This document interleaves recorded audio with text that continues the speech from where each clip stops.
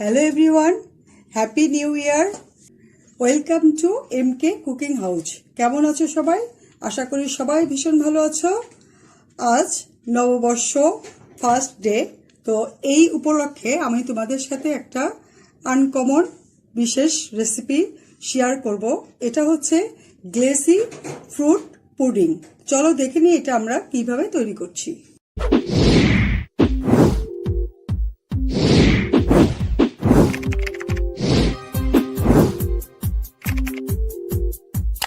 Glossy fruit pudding করার জন্য এখানে আমি নিয়েছি দুইটা ছোট অরেঞ্জ, আপেল, স্ট্রবেরি, কিউই আর ডালিম।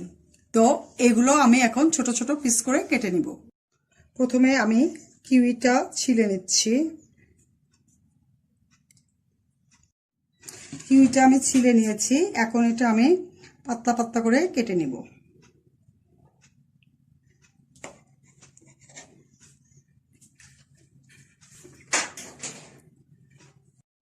কিউইটা কেটে নিয়েছি, এখন এটা আমি একটা প্লেটে উঠিয়ে নিচ্ছি।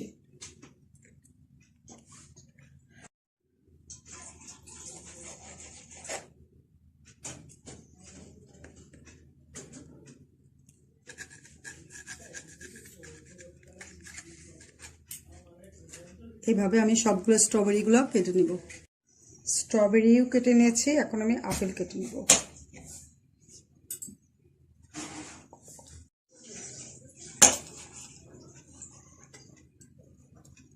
আপেলগুলো আমি এরকম ছোট ছোট পিস করে কেটে নেব।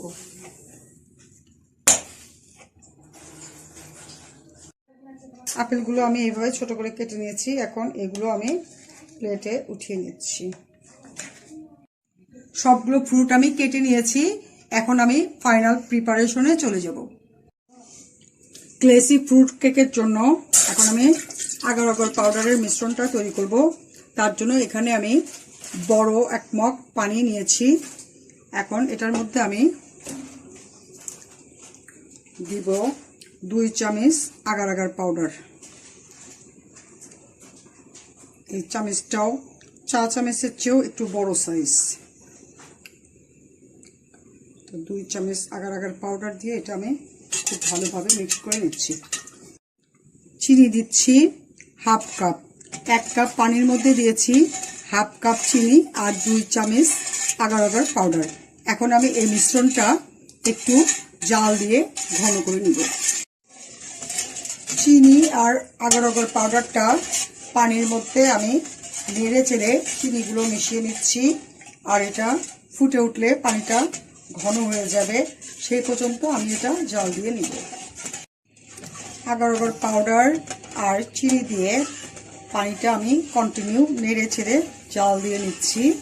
এটা না জাল দিলে আগার আগার পাউডারগুলো জমাট বেঁধে যাবে এবং মিশ্রণটা মসৃণভাবে তৈরি হবে না।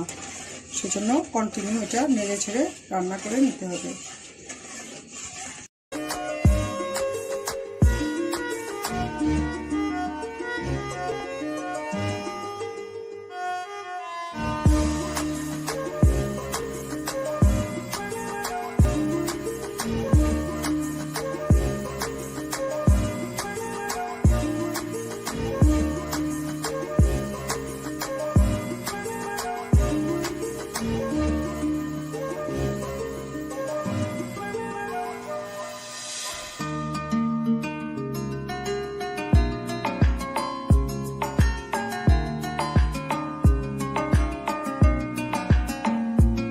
আগার আগার পাউডারের মিশ্রণটা জাল দিয়ে বলক আসছে এবং এটা ঘন হয়ে গিয়েছে।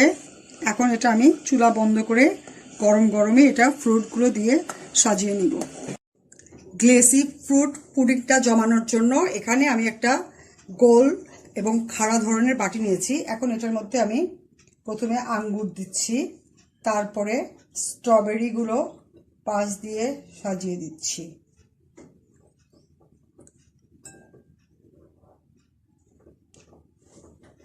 বাটিতে আমি কিউই, স্ট্রবেরি আর আঙ্গুর দিয়েছি। এখন এটার উপরে 1 লেয়ার আগার আগার পানির মিশ্রণটা দিয়ে দিলাম। এরপরে আমি আরও সব ফ্রুট দিয়ে দিব।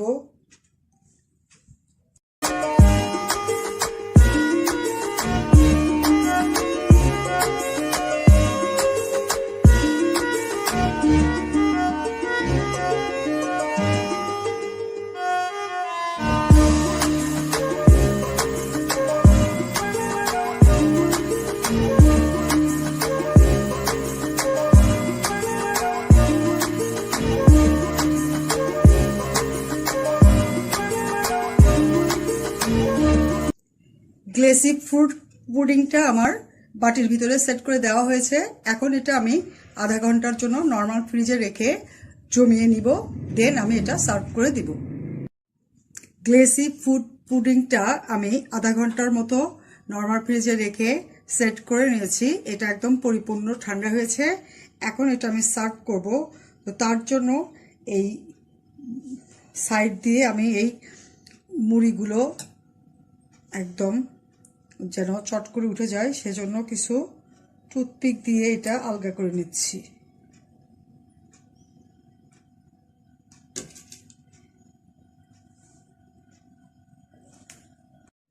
এখন আমি এই পাটিটার উপরে একটা প্লেট দিয়ে এটা উল্টিয়ে নিব। তো দেখে নিলে বন্ধুরা আমি কিভাবে খুব সহজে এই গ্লেসি ফ্রুট পুডিংটা তৈরি করলাম। এটা তৈরি করে আমি অন্য একটা প্লেটে সার্ভ করে দিয়েছি। এখন এটা আমি তোমাদেরকে কেটে দেখাবো। তো তোমরা নববর্ষের উপলক্ষে এই সুন্দর, লোভনীয় আর খেতেও খুবই মজার এবং হেলদি, প্রচুর ফ্রুট দিয়ে ভরপুর এই গ্লেসি পুডিংটা তোমাদের সবারই ভালো লাগবে আশা করি। তো তোমরা এটা বাসায় ট্রাই করো, আর ভালো লাগলে প্লিজ আমাকে লাইক দিও, বন্ধুদের সাথে বেশি বেশি শেয়ার করো, কমেন্ট করো। আমি এখন এটা কেটে দেখাচ্ছি। দেখো এটার ভিতরে কতটা সুন্দর হয়েছে। এই যে বন্ধুরা দেখো, এটা আমি কেটে দেখাচ্ছি, এটার ভিতরে কতটা সুন্দর হয়েছে। আমি এই ফ্রিজে তুলে দিচ্ছি। দেখো কাছ থেকে আমি দেখাচ্ছি, অনেক সুন্দর, ভিতরে একদম গ্লেসি। এই যে দেখো আমি কেটে অন্য একটা প্লেটে সার্ভ করে দিয়েছি। দেখতে ভিতরে কতটা সুন্দর দেখাচ্ছে, একদম গ্লেসি, তার ভিতরে ফ্রুট দিয়ে একদম পরিপূর্ণ ভরপুর, একদম কালারফুল, খুবই সুন্দর, আর এটা খেতেও অসম্ভব মজার। তো এটা তোমরা প্লিজ বাসায় ট্রাই করো, আর ভালো লাগলে অবশ্যই বন্ধুদের সাথে শেয়ার করবে, বেশি বেশি কমেন্ট করো, আর সাবস্ক্রাইব করো যদি চ্যানেলে নতুন হও। আর যদি চ্যানেলে সাবস্ক্রাইব অলরেডি করে থাকো তাহলে সবাইকে অনেক অনেক ধন্যবাদ। সবাই ভালো থেকো, আল্লাহ হাফেজ।